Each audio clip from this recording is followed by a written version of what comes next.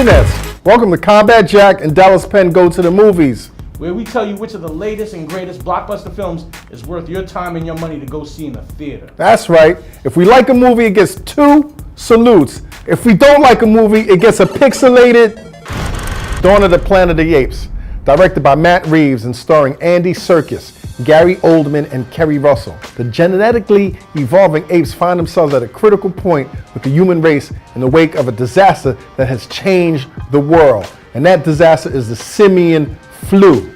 Damn apes. Whenever I go into a Planet of the Apes movie, I'm always a little apprehensive. It was always kind of an allegory to race relations within America. Not just blacks and whites. I think it's an allegory to the race relations of the dominant race living in a world really where they're not the majority. There's not enough acclaim that could be lauded on Andy Serkis. I think we look at the CGI generated character and think that it's all computers and machines, but you know, the facial expressions, the mannerisms, all the body movements was him. So Dallas, here we are talking about all the things we liked about the movie. What didn't you like about the movie? We're still stuck in white guy as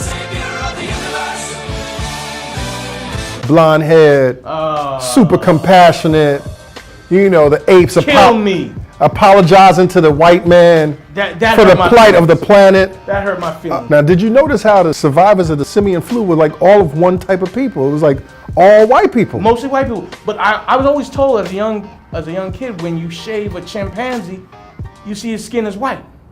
Any apes that can hear this review, do some preemptive killing right now. Just yoke him up and just let him know in the air. I see the shit you got. The backgrounds that they use, just the scale of the entire film, kind of like the dystopic world they're creating. That's a fancy word, man. Dystopic? Dystopic. I don't even think that's a word. I've always read it in comics, but I never heard anybody say it. I just said it. Okay. Felt good. There you go. This right here, not 2 salutes, 1 salute. Transformers, Age of Extinction, directed by Michael Bay, starring Mark Wahlberg, Nicole Peltz, and Jack Raynor. In this story, the Transformers are no longer friends of the humans. Villains. Not just Decepticons, but Autobots as well. The humans hunt down the Transformers and destroy them. And boy, do they hunt them down and blow them up real good. This franchise needed a real shot in the arm, a pick-me-up. They had to step up.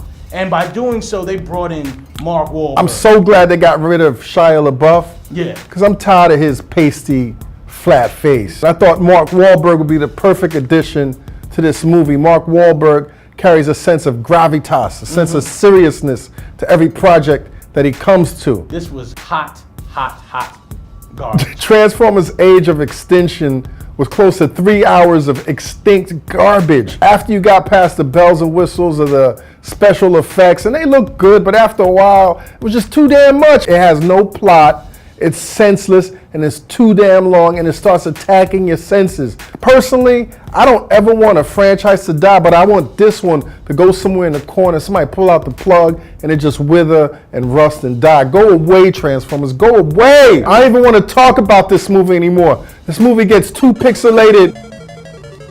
Kill yourself, Transformers. I have death in my pouch. I can't die.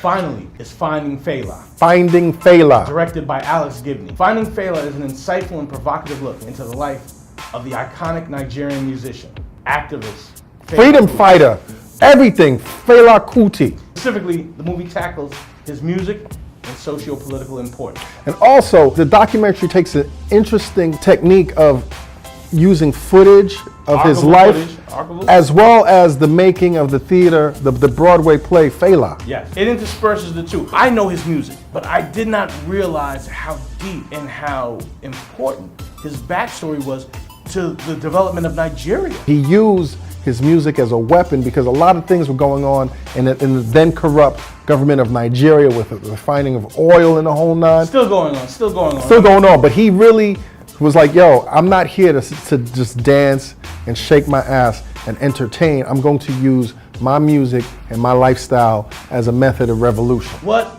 a fantastic job Alex Gibney does in documenting his story.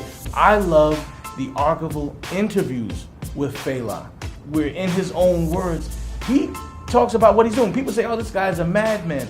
No, he was a genius. Fela wasn't just this, courageous individual that fought against the power structure, he also, the documentary also opened up the door into his madness. Like, he was a captivating guy, he was a talented guy, but he was also a very scary guy. I think personally this is one of the most important movies you can watch and go see in 2014. Yeah. I left the theater feeling so empowered to attack the power structure. You were dancing to Afrobeat like water and no enemy. Yo, you enemy. gotta see this movie. Internets, I can't give this anything less than 2 salutes. What about you, Dallas? I'm gonna give it 1, 2, infinity salutes. All of you, everybody, listen. I know this is Hip-HopWired, and I know people think that there aren't white people watching, but I see you, white folks. I see you, and I appreciate you watching this.